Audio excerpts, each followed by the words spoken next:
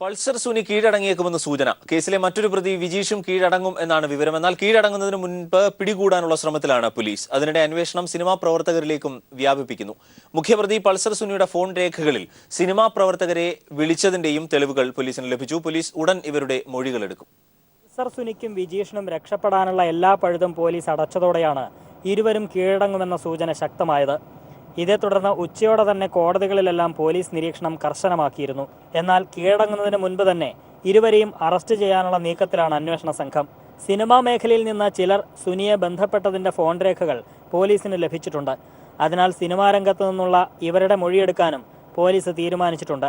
ഇതിനിടെ പൾസർ സുനിയുടെ സഹോദരിയെയും സഹോദരി ഭർത്താവിനെയും ആലുവ CI ഓഫീസിൽ വിളിച്ചു വരുത്തി മൊഴിയെടുത്തു. നടി ആക്രമിക്കപ്പെട്ട കാറിൽ ഫോറൻസിക് സംഘം വിശദമായ പരിശോധന നടത്തി. വാഹനത്തിൽ നിന്നും ലഭിച്ച മുടിനാരുകളടക്കമുള്ളവ വിശദ പരിശോധനയ്ക്ക് അയക്കും. ആലുവ കോടതിയിൽ സമർപ്പിച്ച പൾസർ സുനിയുടെ മൊബൈൽ ഫോൺ ഉൾപ്പെടെയുള്ളവ കോടതിയുടെ അനുവാദത്തോടെ അന്വേഷണ സംഘം വാങ്ങിയിട്ടുണ്ട്. ഇവയും ശാസ്ത്രീയ പരിശോധനയ്ക്ക് അയക്കാൻ പോലീസ് തീരുമാനിച്ചിട്ടുണ്ട്. ഇന്നലെ രാത്രി പാലക്കാട്ട് നിന്ന് പിടികൂടിയ മണികണ്ഠനെ പോലീസ് വിശദമായി ചോദ്യം ചെയ്തു. സുനിയാണ് മുഖ്യ ആസൂത്രകനെന്ന് മണികണ്ഠൻ അന്വേഷണ ഉദ്യോഗസ്ഥരോട് പറഞ്ഞു. താൻ നടിയെ ആക്രമിച്ചിട്ടില്ലെന്നും ഇയാൾ മൊഴി നൽകി. ഇന്ന് രാത്രിയോടെ ഇയാളുടെ അറസ്റ്റ് രേഖപ്പെടുത്തിയേക്കും. News bureau, Kochi. നടിയെ തട്ടിക്കൊണ്ടുപോയ കേസിലെ പ്രതികളായ പൾസർ സുനി ഉൾപ്പെടെയുള്ളവരുടെ മുൻകൂർ ജാമ്യാപേക്ഷ പരിഗണിക്കുന്നത് ഹൈക്കോടതി അടുത്ത മാസം 3 മാറ്റി. ഇതിനിടെ പ്രതികളുടെ മൊബൈൽ ഫോൺ, പാസ്പോർട്ട്, തിരിച്ചറിയൽ രേഖകൾ എന്നിവ ആലുവ കോടതിയിൽ നിന്ന് പോലീസ് കസ്റ്റഡിയിൽ വാങ്ങി. ഫോൺ ശാസ്ത്രീയ പരിശോധനയ്ക്ക് അയക്കുമെന്ന് പോലീസ് അറിയിച്ചു. പെരുമ്പാവൂർ കോടനാട് സ്വദേശി പൾസർ സുനി എന്ന സുനിൽകുമാർ, തലശ്ശേരി സ്വദേശി VP വിജീഷ്, ആലുവ സ്വദേശി വടിവാൾ സലീം, തമ്മനം സ്വദേശി മണികണ്ഠൻ എന്നിവരാണ് ഹൈക്കോടതിയിൽ മുൻകൂർ ജാമ്യാപേക്ഷ സമർപ്പിച്ചിരുന്നത്. ഇതിൽ മണികണ്ഠൻ ഇന്നലെ പിടിയിലായതോടെ 3 പേരുടെ മുൻകൂർ ജാമ്യാപേക്ഷകളാണ് ഹൈക്കോടതി പരിഗണിച്ചത്. പ്രാഥമിക വാദം കേട്ട കോടതി പോലീസിന്റെ നിലപാട് അറിയാൻ മാറ്റിവെച്ചു. അടുത്ത മാസം 3 ഹർജി വീണ്ടും പരിഗണിക്കും. തങ്ങളെ കുടുക്കിയതാണെന്നും നിരപരാധിത്വം തെളിയിക്കാൻ അവസരം നൽകണമെന്നുമായിരുന്നു പ്രതികളുടെ ആവശ്യം. ഇതിന്റെ ഒളിവിൽ പോയ പ്രതികളുടെ മൊബൈൽ ഫോൺ ഉൾപ്പെടെയുള്ളവ ആലുവ കോടതിയിൽ നിന്ന് പോലീസ് കസ്റ്റഡിയിൽ വാങ്ങി. പൾസർ സുനിയുടെ മൊബൈൽ ഫോൺ, VP വിജീഷിന്റെ പാസ്പോർട്ട്, തിരിച്ചറിയൽ കാർഡ് എന്നിവയാണ് പോലീസ് കോടതിയിൽ നിന്നും കൈപ്പറ്റിയത്. മൊബൈൽ ഫോൺ ശാസ്ത്രീയ പരിശോധനയ്ക്ക് അയക്കുമെന്ന് പോലീസ് അറിയിച്ചു. മൊബൈൽ ഫോൺ, പാസ്പോർട്ട്, തിരിച്ചറിയൽ കാർഡ് എന്നിവ കഴിഞ്ഞ ദിവസമാണ് പ്രതികൾ അഭിഭാഷകർ മുഖേന ആലുവ കോടതിയിൽ സമർപ്പിച്ചത്. സാലി മുഹമ്മദ്, കൊച്ചി. നടിയെ തട്ടിക്കൊണ്ടുപോകലിൽ ക്രിമിനൽ ഗൂഢാലോചന ആവർത്തിച്ചാരോപിച്ച് മഞ്ജു വാര്യർ സമൂഹത്തിലെ ക്രിമിനലുകൾ സിനിമാ മേഖലയിലേക്ക് നുഴഞ്ഞു കയറുന്നതായും പത്രമാധ്യമങ്ങൾക്ക് നൽകിയ ലേഖനത്തിൽ മഞ്ജു പറയുന്നു. തന്നെ തന്നെ കാണാനാവുന്ന ഒരു കണ്ണാടിയോട് ആ നടിയുടെ ആകെ തകർന്ന മുഖത്തെ വിശേഷിപ്പിച്ചുകൊണ്ടാണ് സ്ത്രീ സമൂഹത്തെക്കുറിച്ച് ഒന്നാകെ ആകുലപ്പെടുന്നത് ലേഖനത്തിൽ മഞ്ജു വാര്യർ. സംഭവത്തിലെ നിഗൂഢതയെ, ക്രിമിനൽ ഗൂഢാലോചനയെക്കുറിച്ച് സിനിമാ മേഖലയിൽ നിന്ന് തന്നെ ആദ്യം ഉറക്കെ പറഞ്ഞ ശബ്ദം മഞ്ജുവിന്റേതായിരുന്നു. ആ വാദം വെറുമൊരു തോന്നലല്ലായിരുന്നു എന്ന് വ്യക്തമാക്കുകയാണ് മഞ്ജു. സമൂഹത്തിലെ ക്രിമിനലുകൾ സിനിമയിലേക്ക് നുഴഞ്ഞുകയറിയതിന്റെ ഞെട്ടൽ കൂടിയുണ്ട് ഇപ്പോൾ. ഡ്രൈവറെ വിലക്കെടുക്കുക, ഒറ്റയ്ക്കാണോ അല്ലയോ എന്ന് ഉറപ്പുവരുത്തുക, പിന്തുടരുക, റോഡിൽ അപകട നാടകം സൃഷ്ടിക്കുക, കാറിലേക്ക് അതിക്രമിച്ചു കയറുക, ഭീഷണിപ്പെടുത്തുകയും ബ്ലാക്ക്മെയിലിംഗിന് ശ്രമിക്കുകയും ചെയ്യുക. അങ്ങനെ ഓരോന്നും നേരത്തെ ആലോചിച്ച് ഉറപ്പിച്ച സംഭവങ്ങൾ. ഇതാണ് സംഭവം യാദൃശ്ചികമല്ല എന്ന് താൻ വിശ്വസിക്കാൻ കാരണം. ഈ ക്രിമിനൽ ഗൂഢാലോചനയാണ് തെളിയിക്കേണ്ടത്. ഒരു സിനിമാ താരമാണ് അവൾ എന്നത് രണ്ടാമത്തെ കാര്യമാണ്. കുറ്റവാളിയുടെ സ്ഥാനത്ത് മലയാളിയുടെ മനോഭാവമല്ലാതെ മറ്റൊന്നില്ല. സ്ത്രീയും പുരുഷനും പരസ്പരം ബഹുമാനിക്കുന്ന സമൂഹത്തിൽ ഇങ്ങനെയൊന്നും സംഭവിക്കില്ല. നിർഭാഗ്യവശാൽ കേരളത്തിലെ വീടകങ്ങളിൽ തുടങ്ങി സ്ത്രീയോടുള്ള ഈ അതിക്രമങ്ങൾ സമൂഹത്തിലാകെ വിഷപ്പുക പോലെ നിറഞ്ഞു നിൽക്കുന്നു. പരസ്പരം ബഹുമാനവും തുല്യതയും ഏതു രംഗത്തും വേണം. അത് സിനിമയിലും ഉണ്ടാവണം. ഇനി ഇങ്ങനെയൊന്ന് ചെയ്യാൻ ആരും ഭയപ്പെടും വിധത്തിലുള്ള ശിക്ഷാവിധി ഉണ്ടാകണമെന്നും പറഞ്ഞുകൊണ്ട് മഞ്ജു വാര്യർ തന്റെ ലേഖനം അവസാനിപ്പിക്കുന്നു. സിനിമാ മേഖലയിലെ ഗുണ്ടാ സാന്നിധ്യത്തെക്കുറിച്ച് പല ഭാഗത്തു നിന്നും വെളിപ്പെടുത്തലുകൾ വരികയും അത്തരം കാര്യങ്ങളിലേക്ക് കൂടി അന്വേഷണങ്ങൾ തിരിയുകയും ചെയ്യുന്ന സാഹചര്യത്തിലാണ് മഞ്ജുവിന്റെ ലേഖനം എന്നതും പ്രസക്തമാണ്. News desk. നടിയെ ആക്രമിച്ച സംഭവത്തിൽ ക്രിമിനൽ ഗൂഢാലോചന വരെ അന്വേഷിക്കുമെന്ന് AK ബാലൻ. ദൈവം മനുഷ്യരൂപത്തിൽ വന്ന് തെറ്റ് ചെയ്താലും നടപടിയെടുക്കുമെന്ന് ബാലൻ പറഞ്ഞു. ക്രിമിനൽ വൽക്കരണം ഏതാണ്ട് എല്ലാ മേഖലകളിലും ഉണ്ട്. പക്ഷേ ഈ മേഖലയിലെ ക്രിമിനൽ വൽക്കരണം അത്ര എക്സ്പോസ് ചെയ്യപ്പെട്ടിരുന്നില്ല. ഇതിൻ്റെ ഭാഗമായിട്ടാണ് ചില സൂചനകൾ വരുന്നത്. അംഗീകരിക്കാൻ പറ്റാത്ത പല പ്രവണതകളും ഉള്ളൊരു മേഖലയാണ് സിനിമാ മേഖല. അത് പരിപൂർണമായും ഇല്ലാതാക്കും, അവരുടെ തന്നെ സഹായത്തോടു കൂടി. ഇത്തരം കാര്യങ്ങൾക്ക് നേതൃത്വം കൊടുക്കുന്നവരെ നിയമത്തിൻ്റെ മുമ്പിൽ കൊണ്ടുവരും. മാളത്തിൽ നിന്ന് തീ വെച്ച് ഉടുമ്പിനെ എങ്ങനെയാണ് പുറത്തെടുക്കുന്നത് നിങ്ങൾ കണ്ടിട്ടില്ലേ? അതുപോലെയായിരിക്കും കുറ്റവാളികളെ നിയമത്തിൻ്റെ മുമ്പിൽ ഈ ഗവൺമെൻറ് കൊണ്ടുവരിക. അതിനിപ്പം ദിവസങ്ങളിൽ നിങ്ങൾ കാണാൻ പോവുകയാണ്. ഈ വിവരം കിട്ടിയ സമയത്ത് തന്നെ ഏറ്റവും ഫലപ്രദമായിട്ടുള്ള ഇടപെടലാണ് നടത്തിയത്. സിനിമയിൽ ശക്തന്മാരെന്ന് തെളിയിക്കാൻ ചിലർ ഗുണ്ടകളെ ഉപയോഗിക്കുന്നു എന്ന് ഗണേഷ് കുമാർ. സിനിമാ മേഖലയിൽ മയക്കുമരുന്ന് മാഫിയയുടെ ശക്തമായ സ്വാധീനമുണ്ട്. നടിയെ ആക്രമിച്ച സംഘം മുൻപും ഇത്തരം കുറ്റകൃത്യങ്ങളിൽ ഏർപ്പെട്ടിട്ടുള്ളവരാണ്. കാര്യങ്ങൾ പറയുമ്പോൾ തന്റെ നേരെ തട്ടിക്കയറിയിട്ട് കാര്യമില്ല. താൻ പറഞ്ഞ കാര്യങ്ങളിൽ ഉറച്ചു നിൽക്കുന്നതായും ഗണേഷ് കുമാർ പറഞ്ഞു. ഒന്നുമില്ല, ഞാൻ പറഞ്ഞ കാര്യത്തിൽ ഞാൻ ഉറച്ചു നിൽക്കുകയാണ്. എല്ലാം മയക്കുമരുന്നുണ്ട്, മറ്റു കാര്യങ്ങൾ. ഈ സംഘം തന്നെ, ഇവന്റെ ഈ കുറ്റവാളിയായി പറയുന്ന ആളിന്റെ സംഘവും മറ്റു ചില സംഘങ്ങളും ഇത് മാത്രമൊന്നുമല്ല. കൊച്ചിയിൽ ഒരുപാട് സ്ത്രീകളെ കേരളത്തിൽ ഇതുപോലെ അപകടത്തിൽപ്പെടുത്തുകയും അവരെ അതിൻ്റെ പേരിൽ ചൂഷണം ചെയ്യും, സാമ്പത്തികമായി മറ്റു തരത്തിലും ചൂഷണം ചെയ്യുന്ന വളരെ മോശമായ ഒരു സാഹചര്യമുണ്ട്. ആ സാഹചര്യം എനിക്ക് ബോധ്യപ്പെട്ടിട്ടുണ്ട്. അതുകൊണ്ട് ആട്ടം തോരിട്ട ചെന്നായ്ക്കളെ തിരിച്ചറിഞ്ഞാൽ മതി. അല്ല, സിനിമയിലുള്ളവരെല്ലാം മോശക്കാരെന്നല്ല. കുറച്ച് ഗുണ്ടകളെ ഇതിൽ കൊണ്ട് കയറ്റിയിട്ട് സംഘടനാ ശേഷി വർദ്ധിപ്പിക്കാൻ വേണ്ടി കുറച്ച് ഗുണ്ടകൾക്ക് ഇതിനകത്ത് അവസരം കൊടുത്തിട്ടുണ്ട്. അത് പലരും ചെയ്തിട്ടുണ്ട്. ചെയ്തവർക്കറിയാം, അവർക്കത് ഫീൽ ചെയ്യുമ്പോൾ ഇതിനെ ഞാൻ പറയുന്ന പ്രസ്താവന എതിർക്കും. പ്രിയപ്പെട്ട പലർക്കും ഗുണ്ടാ ബന്ധമുണ്ടെന്ന് കൈതപ്രം. എത്ര ഉന്നതന്മാരായാലും അവരെ പിടിച്ചുകെട്ടണമെന്നും കൈതപ്രം കോഴിക്കോട് പ്രതികരിച്ചു. ഞാൻ അന്വേഷിക്കുമ്പോൾ നമുക്ക് പ്രിയപ്പെട്ട പലരും ഇതിന്റെ ഇത്തരം കാര്യങ്ങളുടെ പിന്നില് ഈ ഗുണ്ടകളെ മുൻനിർത്തിയിട്ട് പ്രവർത്തിക്കുന്നതായിട്ട് എനിക്ക് മനസ്സിലാക്കാൻ കഴിഞ്ഞു. തീർച്ചയായിട്ടും അവരെയൊക്കെ എത്ര വലിയ ആൾക്കാരായാലും പിടിച്ചു പുറത്തു നിർത്താനുള്ള കഴിവ് നമുക്കും ഗവൺമെന്റിനുണ്ടാവണം. സിനിമാ താരം ആക്രമിക്കപ്പെട്ടതുപോലുള്ള സംഭവങ്ങൾ ആവർത്തിക്കാതിരിക്കാൻ സമൂഹ കൂട്ടായ്മയിലൂടെയുള്ള ചെറുത്തുനിൽപ്പ് വേണമെന്ന് ഡിവൈഎഫ്ഐ. വേണ്ടിവന്നാൽ ഗുണ്ടാ സംഘങ്ങളെ തെരുവിൽ ഉൾപ്പെടെ നേരിടാൻ എല്ലാ യുവജന സംഘടനകളും രാഷ്ട്രീയ പാർട്ടികളും കൈകോർത്ത് പൊതുവേദി രൂപീകരിക്കണം എന്ന അഭിപ്രായമാണ് ഡിവൈഎഫ്ഐക്ക് ഉള്ളത് എന്നും അഖിലേന്ത്യാ പ്രസിഡന്റ് മുഹമ്മദ് റിയാസ് പറഞ്ഞു. ഇത്തരം സംഘങ്ങളെ അമർച്ച ചെയ്യേണ്ട പ്രവർത്തനം അത് നിയമപരമായും സർക്കാർ തലത്തിലുമുള്ളത് നടക്കുന്നതോടൊപ്പം തന്നെ ഇത്തരം സംഘങ്ങളെ ഒരു തരത്തിലും അംഗീകരിക്കാൻ സാധിക്കാത്ത ഇത്തരം അപകടകരമായ വർഗങ്ങളെ നേരിടാൻ, തെരുവിൽ ഉൾപ്പെടെ നേരിടാൻ കൈകോർക്കാവുന്ന മുഴുവൻ യുവജന സംഘടനകളുമായി കൈകോർത്ത് മുന്നോട്ട് വരണമെന്നുള്ള അഭിപ്രായം ഡിവൈഎഫ്ഐക്കുള്ളത്. നടിയെ ആക്രമിച്ച കേസിലെ പ്രതികളെ മുഴുവൻ നിയമത്തിന് മുന്നിൽ കൊണ്ടുവരണമെന്ന് മുൻ മുഖ്യമന്ത്രി ഉമ്മൻചാണ്ടി. അന്വേഷണം മാത്രമല്ല, അതിന്റെ ഫലവും ജനങ്ങൾ കാത്തിരിക്കുകയാണ് എന്നും ഉമ്മൻചാണ്ടി മലപ്പുറത്ത് പറഞ്ഞു. കേരളത്തിന്റെ തന്നെ വേർന്ന ഒരു കറുത്ത അധ്യായമായിട്ട് മാറി.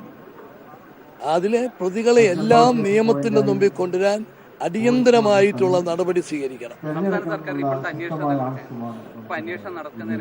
അന്വേഷണത്തിനെ സംബന്ധിച്ചിടത്തോളം നമുക്ക് റിസൾട്ടാണ് വേണ്ടത്. ഏറ്റവും വേഗത്തിൽ അതിന് റിസൾട്ട് ഉണ്ടാകുമെന്ന് പ്രതീക്ഷിക്കുന്നു. കുപ്രസിദ്ധ ഗുണ്ട പുത്തൻപാലം രാജേഷിനെതിരെ പോലീസ് കാപ്പ ചുമത്തി. സ്ഫോടക വസ്തുക്കളുമായി നേരത്തെ അറസ്റ്റിലായ പുത്തൻപാലം രാജേഷ് ഇപ്പോൾ തിരുവനന്തപുരം സബ് ജയിലിൽ റിമാൻഡിലാണ്. ജാമ്യത്തിലിറങ്ങാൻ സാധ്യതയുണ്ടെന്ന് മുൻകൂട്ടി കണ്ടാണ് ഇപ്പോൾ ഗുണ്ടാ വിരുദ്ധ നിയമം കൂടി ചുമത്തിയത്. ഇതോടെ ഇനി 6 മാസത്തേക്ക് ജാമ്യം ലഭിക്കില്ല. ഗുണ്ടകൾക്കെതിരെ കർശന നടപടിയെടുക്കാൻ മുഖ്യമന്ത്രി ഉത്തരവിട്ടതിന് തൊട്ടുപിന്നാലെയാണ് സിറ്റി പോലീസ് പുത്തൻപാലം രാജേഷിനെതിരെ കാപ്പ ചുമത്തിയിരിക്കുന്നത്. കൊലപാതകവും വധശ്രമവും അടക്കം നിരവധി ക്രിമിനൽ കേസുകളിൽ പ്രതിയാണ് തിരുവനന്തപുരം പുത്തൻപാലം സ്വദേശിയായ രാജേഷ്. പേട്ട പോലീസ് ആണ് ഇയാൾക്കെതിരെ കാപ്പ ചുമത്താൻ ശുപാർശ ചെയ്തത്. നെഹ്റു ഗ്രൂപ്പ് ചെയർമാൻ പി കൃഷ്ണദാസിന്റെ ഇടക്കാല ജാമ്യം ഹൈക്കോടതി മറ്റന്നാൾ വരെ നീട്ടി. കേസ് ഡയറിയിലും പ്രിൻസിപ്പലിന്റെ രഹസ്യമൊഴിയും ജിഷ്ണു സർവകലാശാലയ്ക്ക് അയച്ച പരാതിയും പകർപ്പും ഹാജരാക്കാൻ കോടതി നിർദ്ദേശിച്ചു. പ്രഥമ ദൃഷ്ട്യാ ആത്മഹത്യാ പ്രേരണാ കുറ്റം നിലനിൽക്കുമോ എന്ന സംശയവും കോടതി പ്രകടിപ്പിച്ചു. കേരള സർവകലാശാല അസിസ്റ്റന്റ് ഗ്രേഡ് നിയമനം ഹൈക്കോടതി ശരിവെച്ചു. പരീക്ഷ റദ്ദാക്കിക്കൊണ്ടുള്ള ലോകായുക്ത ഉത്തരവ് നിലനിൽക്കുന്നതല്ല എന്ന് കോടതി വ്യക്തമാക്കി. നിയമനം ലഭിച്ചവർക്ക് മുൻകാല പ്രാബല്യത്തോടെ ശമ്പളം നൽകാനും ഹൈക്കോടതി ഉത്തരവിട്ടു. ലോകായുക്ത ഉത്തരവിനെതിരെ സമർപ്പിക്കപ്പെട്ട ഒരു കൂട്ടം ഹർജികൾ തീർപ്പാക്കുകയായിരുന്നു കോടതി. ലോകായുക്തയുടെ ഉത്തരവ് റദ്ദാക്കിയ കോടതി നിയമനങ്ങൾ ശരിവെച്ചു. നിയമനം ലഭിച്ചവർക്ക് മുൻകാല പ്രാബല്യത്തോടെ ശമ്പളവും മറ്റ് ആനുകൂല്യങ്ങളും നൽകാനും കോടതി ഉത്തരവിട്ടു. 2005 സർവകലാശാല അസിസ്റ്റന്റ് ഗ്രേഡ് തസ്തികയിലേക്ക് പരീക്ഷ നടത്തി റാങ്ക് ലിസ്റ്റ് പ്രസിദ്ധീകരിച്ച് 182 പേരെ നിയമിച്ചത്. എന്നാൽ ഒരു മുൻ സിൻഡിക്കേറ്റ് അംഗം നൽകിയ പരാതിയെ തുടർന്ന് ലോകായുക്ത നിയമനങ്ങൾ റദ്ദാക്കുകയായിരുന്നു.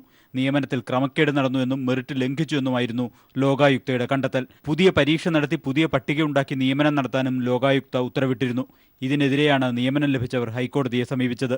ലോകായുക്തയുടെ ഉത്തരവ് റദ്ദാക്കിയ കോടതി ലോകായുക്ത നടത്തിയ ഇടപെടലിനെ വിമർശിച്ചു. നിയമനങ്ങളിൽ ക്രമക്കേടോ സ്വജനപക്ഷപാതമോ കാണുന്നില്ലെന്നും ഹൈക്കോടതി വിലയിരുത്തി. എന്നാൽ പട്ടികയിൽ നിന്ന് പുതിയ നിയമനങ്ങൾ പാടില്ലെന്ന് കോടതി നിർദ്ദേശിച്ചിട്ടുണ്ട്. സാലി മുഹമ്മദ്, കൊച്ചി. കേരള സർവകലാശാലയിലെ അസിസ്റ്റന്റ് ഗ്രേഡ് നിയമന വിവാദത്തിൽ ഹൈക്കോടതി വിധിയിലൂടെ സത്യം തെളിഞ്ഞിരിക്കുകയാണെന്ന് മുൻ സിൻഡിക്കേറ്റ് അംഗം അഡ്വക്കേറ്റ് എ റഷീദ്. രാഷ്ട്രീയ പകപോക്കലിന് വേണ്ടി ഉപയോഗിച്ച ആരോപണങ്ങൾ അടിസ്ഥാനരഹിതമാണെന്നത് വിധിയിലൂടെ വ്യക്തമായിരിക്കുകയാണെന്നും എ റഷീദ് പീപ്പിൾ ടിവിയോട് പറഞ്ഞു. കേരള സർവകലാശാലയിൽ 2007 നടന്ന സെക്കൻഡ് ഗ്രേഡ് അസിസ്റ്റന്റ് നിയമനത്തിൽ അപാകത ഉണ്ടെന്ന് ചൂണ്ടിക്കാട്ടി KSU പ്രവർത്തകനാണ് കേസുമായി ലോകായുക്തയെ സമീപിച്ചത്. ഇടതുപക്ഷ സിൻഡിക്കേറ്റ് അംഗങ്ങൾക്കെതിരെ ആരോപണങ്ങൾ ഉന്നയിക്കുന്നതായിരുന്നു പരാതി. 10 വർഷം നീണ്ട നിയമ പോരാട്ടത്തിനൊടുവിൽ സത്യം വിജയിച്ചുവെന്നും രാഷ്ട്രീയ പകപോക്കലിനു വേണ്ടി കൊണ്ടുവന്ന ആരോപണങ്ങൾ അടിസ്ഥാനരഹിതമാണെന്ന് ഹൈക്കോടതി വിധിയിലൂടെ തെളിഞ്ഞിരിക്കുകയാണെന്നും അന്നത്തെ സിൻഡിക്കേറ്റ് അംഗമായിരുന്ന അഡ്വക്കേറ്റ് എ റഷീദ് വ്യക്തമാക്കി. തികച്ചും രാഷ്ട്രീയ പകപോക്കലിന് വേണ്ടി UDFന്റെ ഒരു സംഘം ആളുകൾ ഇത് നിയമപോരാട്ടത്തിലേക്ക് കൊണ്ടെത്തിക്കുകയാണ് ചെയ്തത്. നിരവധി നിയമപോരാട്ടങ്ങളിലൊടുവിലാണ് ഇപ്പോൾ ഹൈക്കോടതി ഈ നിയമനം പൂർണ്ണമായി ശരിവെച്ചുകൊണ്ട് ഉത്തരവ് വന്നിരിക്കുന്നത്. വിധിയിൽ സന്തോഷം പ്രകടിപ്പിച്ച എ റഷീദ് ജോലി നേടിയവർക്ക് മുൻകാല പ്രാബല്യത്തോടെ ശമ്പളം നൽകുന്ന വിധിയിലെ നിർദ്ദേശവും സ്വാഗതം ചെയ്തു. ഹൈക്കോടതി തന്നെ ഇപ്പോൾ ഈ കേസിൻ്റെ വാദം നടക്കുന്ന അവസരത്തിൽ മാർക്ക് സ്കെയിൽ ഡൗൺ ചെയ്തതിനെ സംബന്ധിച്ച് സിൻഡിക്കേറ്റ് മെമ്പർമാർക്കെതിരെ സ്വജനപക്ഷപാതത്തിൻ്റെ വാദമുഖങ്ങൾ ഉന്നയിച്ചു. കോടതി അത് പൂർണ്ണമായി നിരസിക്കുകയാണ് ചെയ്തിട്ടുള്ളത്. വർഷങ്ങൾ നീണ്ട സർവകലാശാല അസിസ്റ്റന്റ് ഗ്രേഡ് നിയമന വിവാദത്തിനാണ് ഹൈക്കോടതി വിധിയിലൂടെ വിരാമമായിരിക്കുന്നത്. Sunil Arimanoor, news bureau, Thiruvananthapuram. ബാർക്കോഴ കേസിൽ വിജിലൻസിന് വ്യക്തമായ നിലപാടില്ലെന്ന് ഹൈക്കോടതി. ഒരേ കേസിൽ ഒരേ സമയം 2 നിലപാടാണ് വിജിലൻസിനെന്ന് കോടതി വിമർശിച്ചു. മാണിക്കെതിരെ തെളിവില്ലെന്ന വിചാരണ കോടതിയിൽ പറഞ്ഞ വിജിലൻസ് തുടരന്വേഷണം വേണമെന്ന് ഹൈക്കോടതിയിൽ ആവശ്യപ്പെട്ടു. ഈ 2 നിലപാടുകൾ ഒരേ സമയം സ്വീകരിക്കുന്നത് ആർക്കുവേണ്ടിയാണെന്നും കോടതി ചോദിച്ചു. രാഷ്ട്രീയം കളിക്കാനുള്ള വേദിയല്ല കോടതിയെന്ന് ഹൈക്കോടതി പറഞ്ഞു. മംഗലുരു മതസൗഹാർദ്ദ റാലിയിൽ മുഖ്യമന്ത്രി പിണറായി വിജയനെ പ്രസംഗിക്കാൻ അനുവദിക്കില്ല എന്ന സംഘ് പരിവാർ പ്രഖ്യാപനം ഫെഡറൽ സംവിധാനത്തോടുള്ള വെല്ലുവിളിയാണെന്ന് കോടിയേരി. ഒരു സംസ്ഥാനത്തിന്റെ മുഖ്യമന്ത്രി മറ്റൊരു സംസ്ഥാനത്തിന്റെ പരിപാടിയിൽ പങ്കെടുക്കാൻ സമ്മതിക്കില്ല എന്നതാണ് RSSന്റെ വെല്ലുവിളി. മുഖ്യമന്ത്രിയെ തടയാൻ മംഗളൂരു കോർപ്പറേഷൻ പരിധിയിൽ ഹർത്താൽ ആഹ്വാനം ചെയ്ത നടപടി RSSന്റെ ഫാസിസ്റ്റ് മുഖം വ്യക്തമാക്കുന്നുവെന്നും ഇതിനെതിരെ മുഴുവൻ ജനാധിപത്യ വിശ്വാസികളും പ്രതിഷേധിക്കണമെന്നും കോടിയേരി ആവശ്യപ്പെട്ടു.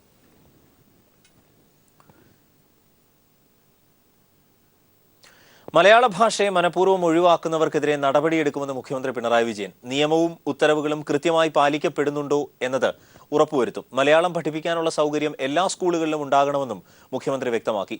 തിരുവനന്തപുരത്ത് ലോക മാതൃഭാഷാ ദിനാചരണം ഉദ്ഘാടനം ചെയ്ത് സംസാരിക്കുകയായിരുന്നു അദ്ദേഹം. മാതൃഭാഷയായ മലയാളത്തെ അവഗണിക്കുന്ന കേരളത്തിലെ സമീപനത്തെ ഏറെ ഉത്കണ്ഠയോടെയാണ് കാണുന്നത്. അതുകൊണ്ട് തന്നെ മലയാള ഭാഷയെ മനഃപൂർവ്വം ഒഴിവാക്കുന്നവർക്കെതിരെ നടപടിയെടുക്കുമെന്ന് മുഖ്യമന്ത്രി പിണറായി വിജയൻ പറഞ്ഞു. നിയമവും ഉത്തരവുകളും കൃത്യമായി പാലിക്കപ്പെടുന്നുണ്ടോ എന്നത് ഉറപ്പുവരുത്തുമെന്നും മുഖ്യമന്ത്രി കൂട്ടിച്ചേർത്തു. മനഃപൂർവ്വം ഭരണഭാഷ മലയാളമാക്കാത്തിടത്ത് നടപടി തന്നെ വേണ്ടതായിട്ട് വരും. ഉത്തരവുകൾ കൃത്യമായി നടപ്പാക്കുന്നുണ്ടോ എന്ന് പരിശോധിക്കേണ്ടതായിട്ടാണ്. സെക്രട്ടേറിയറ്റിൽ നിയമവകുപ്പുമായി ബന്ധപ്പെട്ട് ഇതിനു വേണ്ടി ഒരു സെൽ പ്രവർത്തിക്കുന്നുണ്ട്. ആ സെല്ല് എത്ര കണ്ട് ഈ രംഗത്ത് മുന്നോട്ട് പോയി എന്നതും സ്വാഭാവികമായും പരിശോധിക്കേണ്ടി വരും. മലയാളം സ്കൂളിൽ സംസാരിക്കുന്ന കുട്ടികളെ ശിക്ഷിക്കുന്നത് അനുവദിക്കാൻ സാധിക്കില്ല. എല്ലാ സ്കൂളുകളിലും മലയാളം പഠിപ്പിക്കാനുള്ള സൗകര്യം ഉണ്ടാകണമെന്നും മുഖ്യമന്ത്രി ലോക മാതൃഭാഷാ ദിനാചരണമായ മലയാണ്മയുടെ ഉദ്ഘാടനം നിർവഹിച്ചുകൊണ്ട് വ്യക്തമാക്കി. മലയാളത്തിന് എന്നും മാതൃഭാഷയോട് നിന്നയാണ്.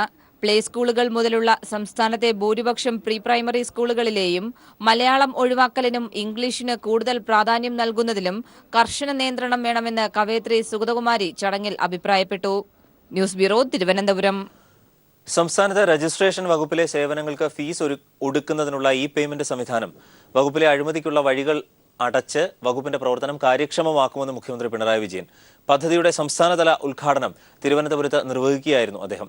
അതേസമയം ഉദ്യോഗസ്ഥരുടെ കെടുകാര്യസ്ഥത മൂലം രജിസ്ട്രേഷൻ നടപടികൾ മുടങ്ങിയാൽ അത്തരം രജിസ്ട്രാർ ഓഫീസുകൾ അടച്ചുപൂട്ടേണ്ടി വരുമെന്ന് വകുപ്പ് മന്ത്രി ജി സുധാകരൻ ജീവനക്കാർക്ക് മുന്നറിയിപ്പ് നൽകി.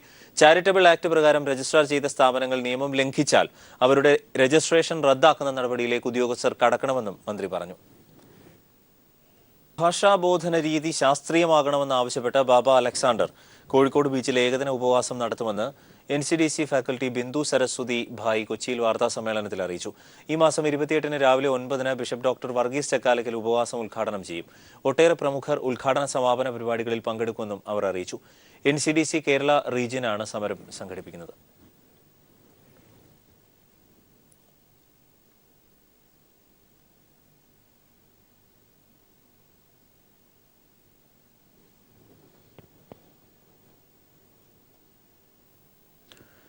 വോളിബോൾ അസോസിയേഷൻ പിരിച്ചുവിടണമെന്നാവശ്യപ്പെട്ട മുൻ ഇന്ത്യൻ ക്യാപ്റ്റനും അർജുന പുരസ്കാര ജേതാവുമായ ടോം ജോസഫ് കായിക മന്ത്രിക്കും സ്പോർട്സ് കൌൺസിലിനും കത്തയച്ചു.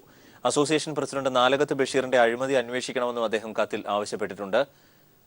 ടോം ജോസിന് അർജുന പുരസ്കാരം ലഭിക്കാൻ വോളിബോൾ ഫെഡറേഷൻ ഓഫ് ഇന്ത്യ വഴിവിട്ട് സഹായിച്ചു എന്ന നാലകത്ത് ബഷീറിന്റെ പ്രസ്താവനയ്ക്കെതിരെ ടോം ജോസഫ് നേരത്തെ രംഗത്തെത്തിയിരുന്നു. ഇതേ തുടർന്ന് ടോം ജോസഫിന് അസോസിയേഷൻ കാരണം കാണിക്കൽ നോട്ടീസും നൽകി.